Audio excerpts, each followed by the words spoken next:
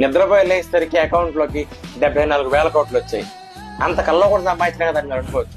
కానీ ఆయన crypto minor. ఆయన 2009 2011 ఆ మధ్యలో క్రిప్టో మైనర్ అనమాట. వాళ్ళు సతోషి మైనర్స్ అంటారు. వాళ్ళు బిట్ కాయిన్ స్టార్టింగ్ లో ఎక్కువ అమౌంట్ ఇన్వెస్ట్ చేస్తారనమాట. ఈయన ఆ టైంలో సుమారు $2 లక్షల దాకా ఇన్వెస్ట్ చేశారు. కానీ ఈ రోజు దాని వాల్యూ 8.6 బిలియన్ ఉంది. సుమారు 40,000 రెట్లు ప్రాఫిట్ వచ్చింది ఆయనకి ఈ 14 ఏళ్లలో. మొన్న జూలై 4న 10 గంటల గ్యాప్ లో 8 వ్యాలెట్స్ లో నుంచి 80,000 బిట్ కాయిన్స్ కొత్త సెట్ ఆఫ్ వ్యాలెట్స్ లోకి వెళ్ళిపోయాయి. Platforms like Arkham and crypto contract ఏమంటారంటే ఇప్పటిదాకా క్రిప్టో హిస్టరీలో చాలా బిగ్గెస్ట్ ట్రాన్సాక్షన్ అని చెప్తున్నారు. ఈ ట్రాన్సాక్షన్ జరిగింది కాయిన్ బేస్ అనే ప్లాట్ఫామ్ నుంచి. బేసిక్ గా ఈ బ్లాక్ చైన్ లో డీటెయిల్స్ ఏం తెలియవు, కానీ రీసెర్చర్స్ మాత్రం రోకర్వర్ అంటున్నారు. బేసిక్ గా ఈయన్ని గోడ్ ఆఫ్ క్రిప్టో కరెన్సీ అంటారు. ఈయన బిట్ కాయిన్ సీఈఓగా కూడా పనిచేశారు. ఇంత ట్రాన్సాక్షన్ జరగడం వల్ల క్రిప్టో మార్కెట్ కూడా చాలా హార్డ్ అవుట్ స్టార్ట్ అయింది. ఓవరాల్ మనకి క్లియరెన్స్ రావాల్సింది.